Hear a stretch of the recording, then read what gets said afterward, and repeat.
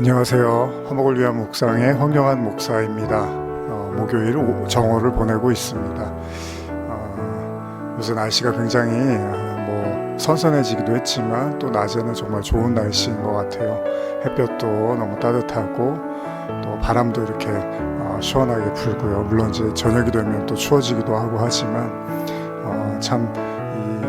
요즘 워낙 여름과 겨울 사이에 가을이 좀 짧아진 언제부턴가 좀 짧아진 느낌을 우리가 받아서 참 지금 이 시간들이 참 좋은 시간이 아닌가 생각을 해봅니다. 가을이 되면은 이제 단풍이 지죠. 그래서 이렇게 울긋불긋 단풍이 지고 그러면은 원래는 이제 초록색 나무들이 대부분 이제 잎사귀가 초록색이다 보니까 그 초록색 길을 걷다가 또 어느덧 이렇게 울긋불긋한 그런 길을 걷는 기분도 참 새롭고 또 참 좋은 것 같습니다. 그러나 이제 동시에 시간이 또 이렇게 흘러가고 있음을 또 느끼게 되는 거죠. 이 낙엽이 이렇게 떨어지잖아요. 그러면 이제 밟는 소리가 사각사각 이런 소리가 나는데 참 나무라는 게 참 신기한 것 같아요.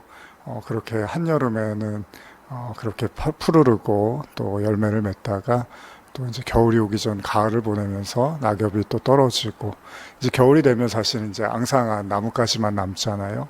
근데 또 어느덧 봄이 오면 다시 이렇게 새롭게 새싹이 나는 걸 보면 이 하나님의 섭리라는 것이 정말 놀랍고 위대하다라는 생각을 해봅니다.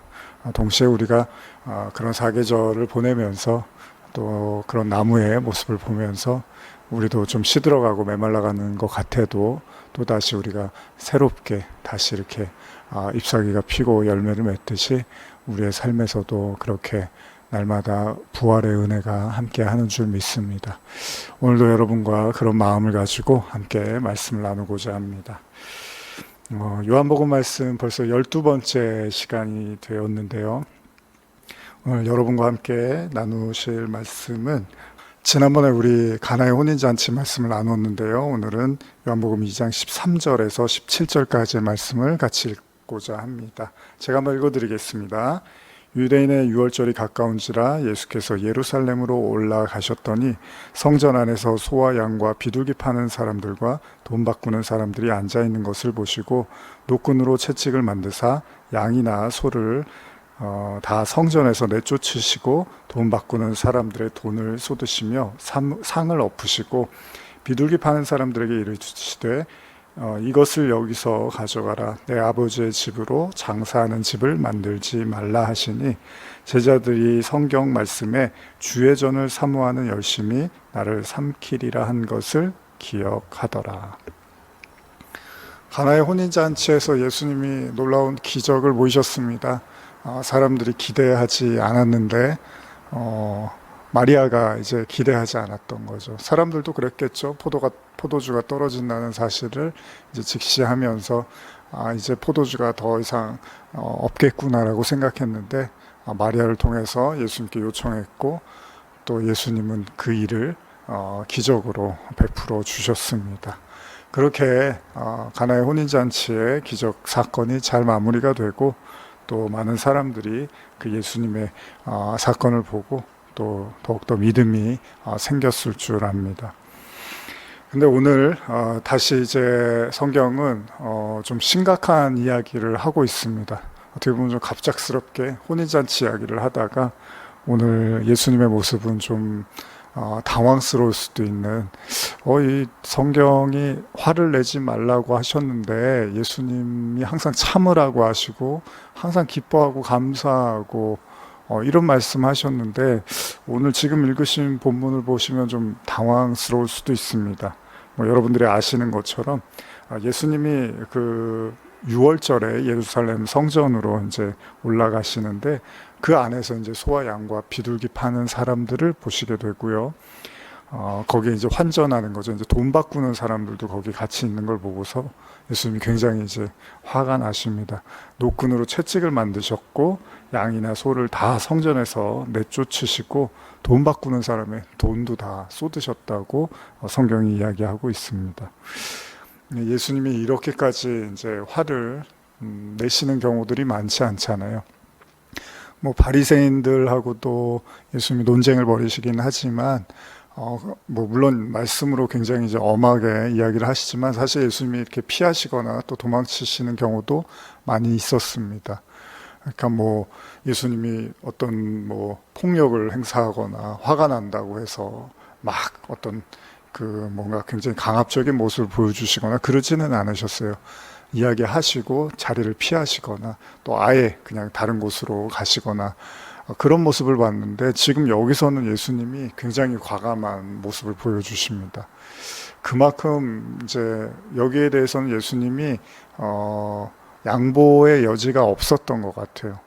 이 일에 대해서는 예수님이 굉장히 분노를 하고 계시고 이걸 그냥 가만히 두고 볼 수는 없었던 것 같습니다.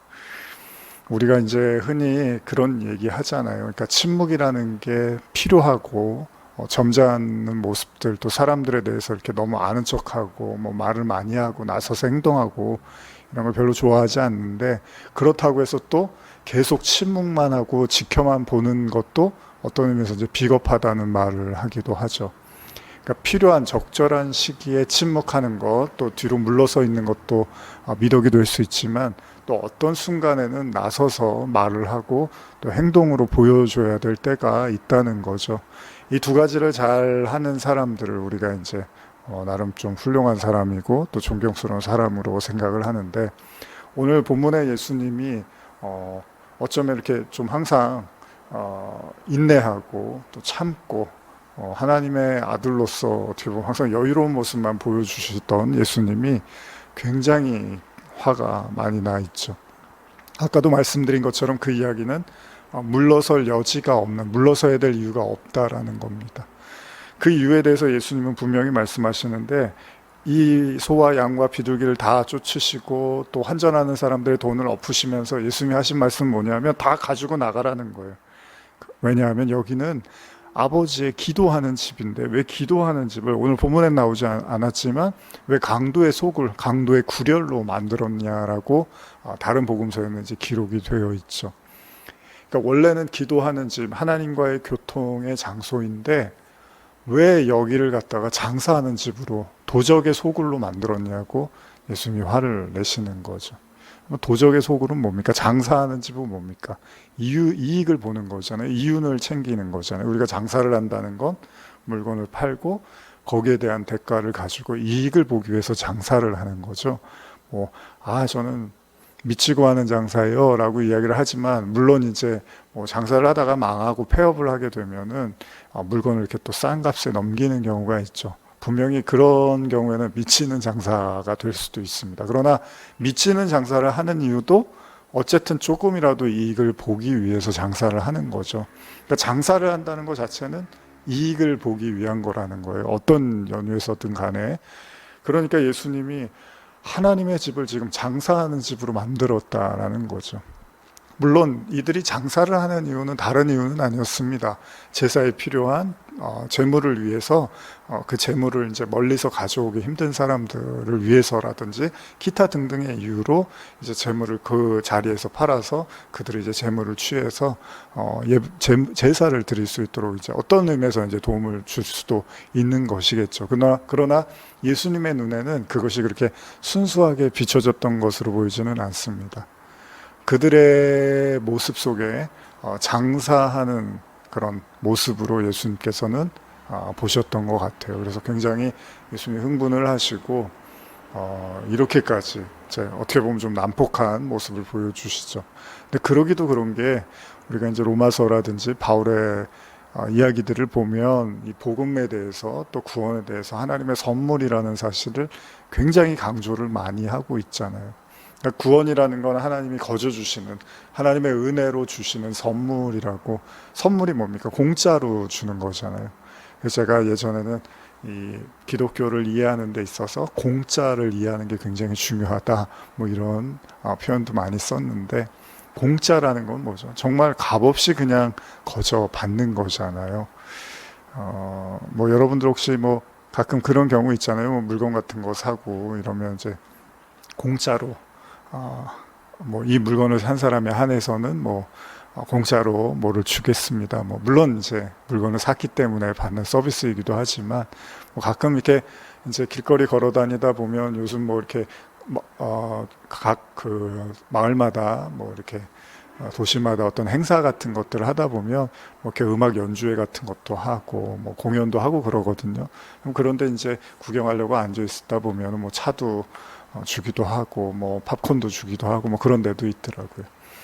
그러니까 이제 공짜로 준다는 건 정말로 그냥 가져가라는 거잖아요. 그러니까 성전의 정신은 또 하나님의 마음은 거저 주시는 은혜. 사실은 우리가 제물로 제사를 드린다는 것도 제물을 뭐 잘 키워서 아니면 비싸게 사서 하나님께 드리는 거니까 이게 무슨 공짜야. 이거 어쨌든 엄연히 돈을 주고 아니면 노력을 해서 키운 건데라는 생각을 할 수 있지만 그게 본질이 아니라 우리가 원래 그 죄로 인해서 멸망받고 심판받을 수밖에 없는 존재였는데 이 제사를 통해서 우리의 죄를 전가하고 하나님이 그 제물을 흥량하심으로써 우리의 죄를 이제 없이 해주시겠다는 거잖아요. 그러니까 사실은 포커스는 내가 어떤 제물을 가지고 와서 이 제물 때문에 용서받는다가 아니라 내가 용서받을 수 없는 사람인데 이 아무것도 아닌 어떤 이 제사를 통해서 하나님이 나를 용서해 주신다는 여기에 더 포커스가 맞춰져야 된다는 거죠. 그럼에도 불구하고 이제 주객이 전도됐다고 하는 거죠. 본질이 중요한 것이 이제 객이 돼버린 상황이 된 거죠. 본질이 비본질이 되고 비본질적 요소가 본질이 돼버린 상황에서 예수님이 보여줄 수 있는 건 그냥 뒤집어 엎는 수밖에는 없었던 거죠. 그러니까 예수님이 뼈 있는 얘기를 하시는 거죠. 내 집을 장사하는 집으로 만들지 말라. 장사하는 집으로 만들지 말라. 교회도 우리가 이제 교회를 섬기고 있지만 또 참 많은 우리가 생각을 해야 될 것 같아요. 우리가 신앙을 갖는다는 건 이제 우리가 뭐 기복주의라는 말도 하지만 그러니까 하나님을 믿어서 복을 받고 그게 다 이제 어떤 이익을 얻기 위한 거잖아요. 물론 우리가 살아가는데 필요한 많은 요소들이 있으니까 하나님의 도움을 구하고 하나님으로부터 오는 어떤 복을 받아야 될 필요가 있지만 그 단순히 그것이 어떤 금전적인 어떤 이익만은 아니겠죠. 진짜 하나님이 우리에게 주고자 하는 건 뭐였죠? 사실 우리의 재물을 하나님께 드림으로써 용서받는 게 아니라 이제 구약의 제사는 그랬죠. 근데 신약의 제사는 어떻죠? 예수 하나님이 준비하신 어린 양 예수로 말미암아 그 예수의 죽음을 우리가 믿음으로 받아들임으로써 우리가 하나님의 아들, 자녀와 같은 존재가 됐다는 이것이야말로 정말 공짜라고 말하기에도 너무나 이제 대단하고 위대한 하나님의 은혜의 사건이라고 볼 수 있는 거죠. 어떤 의미에서는 예수님이 이렇게 성전에서 흥분하시고 뒤집어 엎으신 것은 바로 이런 제사들, 이렇게 히브리서 말씀 보면은 그런 제사들은 드릴 때마다 죄를 생각나게 하는, 그래서 죄를 없이 하지는 못하게 하는 제사지만 예수님으로 말미암아 이제 영단번 제사를 강조를 하시죠.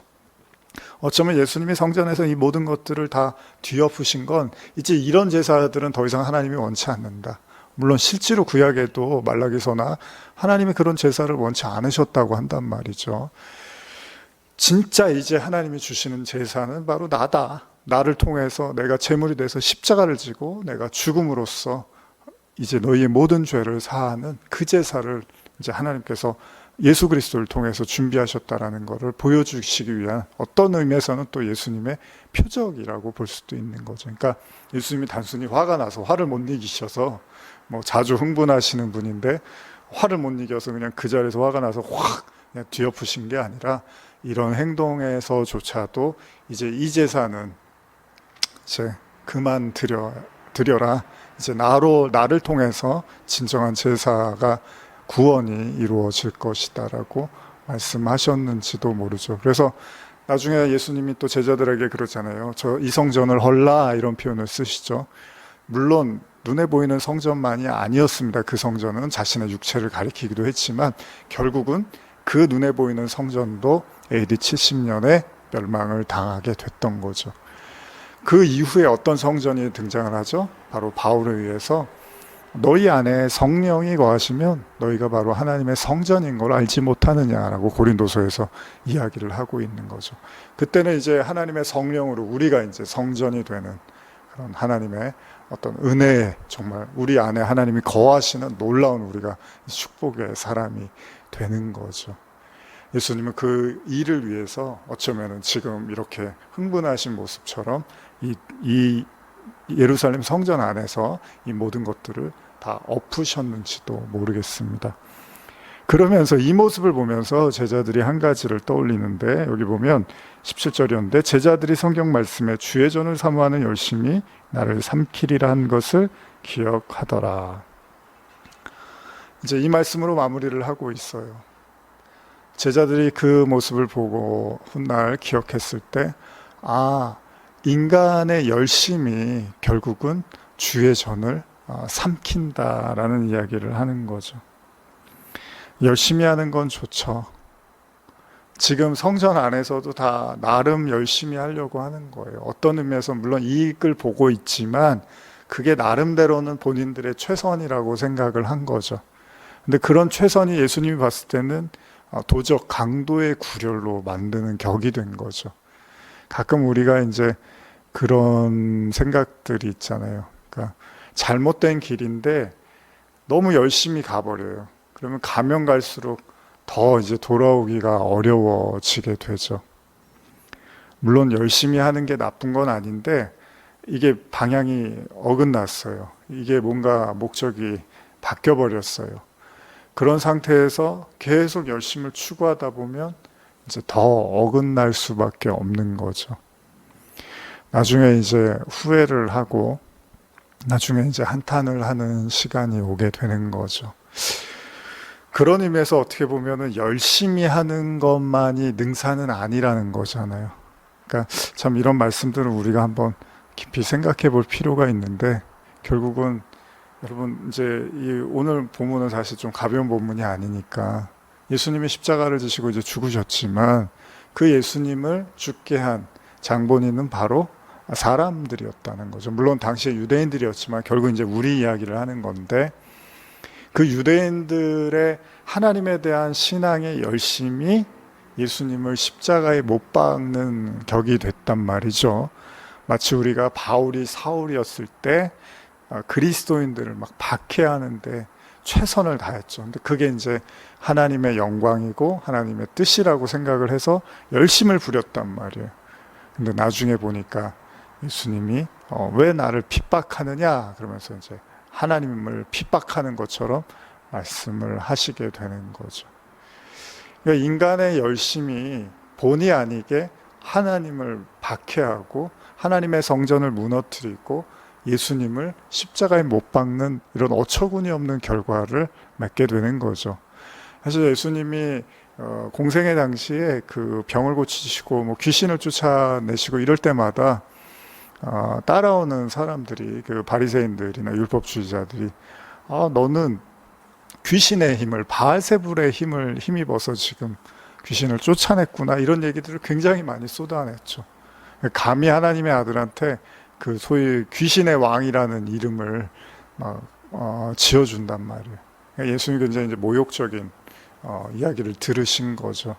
근데 그게 그 사람들이 나쁜 마음을 먹고 그런 게 아니라 자기네들이 믿는 하나님이 100% 옳다고 여기니까 예수님이 눈에 들어오지를 않았던 겁니다. 지금 아마 이 성전 정화 사건도 마찬가지일 거예요. 본인들이 믿고 있는 신앙이 너무 확실하니까 돈을 바꾸고 거기서 소와 양과 뭐 비둘기를 팔고 이런 행위를 하는 거에 대해서 이건 당연히 하나님이 원하시는 거, 기뻐하시는 걸 우리가 하고 있는 걸 거야라고 착각했는지도 몰라요. 근데 진짜 하나님이 오시니까 다 그걸 이렇게 휩쓸어 버리고 그걸 다 부셔 버리셨다는 거죠.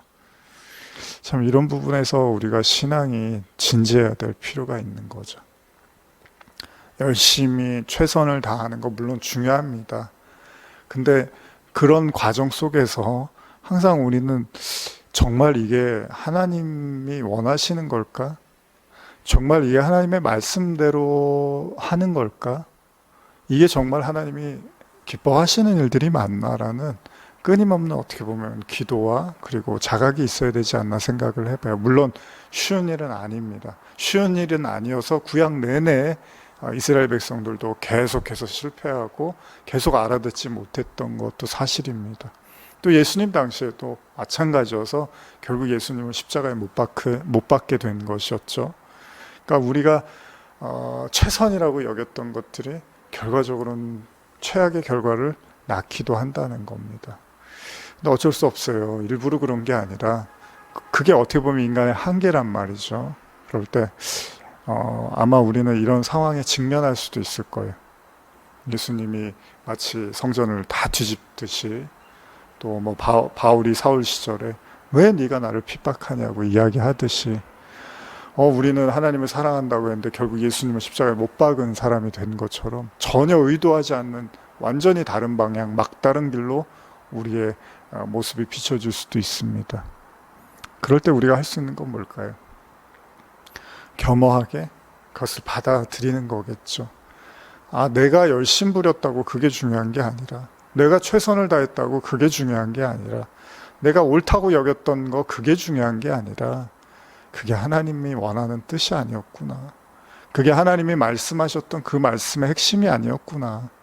그게 하나님이 우리에게 의도했던 것이 아니었구나라는 걸 인정해 가는 거겠죠. 그 인정한다는 게 참 어려운 것 같아요. 나의 뜻이 하나님의 뜻과 많이 어긋나 있었구나. 나의 노력과 열심이 하나님의 뜻과 많이 어긋나 있었구나라는 걸 받아들이는 거 결코 쉬운 일은 아닐 겁니다.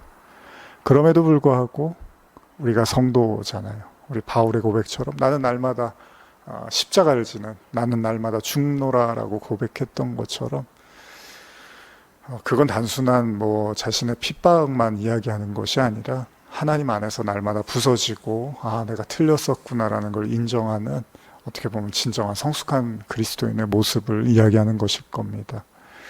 언젠가 우리에게도 주님이 오셔서 그 모든 것들을 다 뒤엎으시고 이것이 아니었다, 이게 잘못된 것이었다라고 말씀하실지도 모릅니다. 그때 우리가 진짜 정말 우리가 주님을 사랑하는 마음에서 한 것들이었다면, 정말 이게 하나님을 위한 것이라고 생각하고 부렸던 열정이라면, 설령 주님께서 아니라고 말씀하시더라도 그랬나요? 그럼 정말 주님의 뜻을 가르쳐 주시고 따르기를 원합니다라고 고백할 수 있는, 회심이라고 하죠, 회개라고 하죠, 그런 겸손한 믿음이 저와 여러분들에게 있기를 원합니다. 기도하시겠습니다. 하나님 아버지, 때때로 우리는 최선이고 최고고 열정이고 우리의 모든 좋은 것들을 다 갖다 붙여서 이것이 하나님을 위한 거라고 생각할 수도 있습니다. 그러나 하나님이 보시기에는 그것이 잘못됐고 틀렸고 오히려 하나님이 원치 않는 정반대의 길일 수도 있을 겁니다. 그러나 그럴 때, 그런 것들을 깨달을 때 우리가 좀 더 마음을 내려놓고 더욱 겸손하게 인정하고 받아들이며 하나님의 뜻을 쫓을 수 있는 그런 믿음과 그런 신앙을 허락하여 주시옵소서. 다가오는 주말 그리고 드려지는 예배의 모든 시간들을 통해서 하나님의 뜻을 더욱더 깊이 깨닫게 하여 주시옵소서. 감사드리며 예수님의 이름으로 기도합니다. 아멘.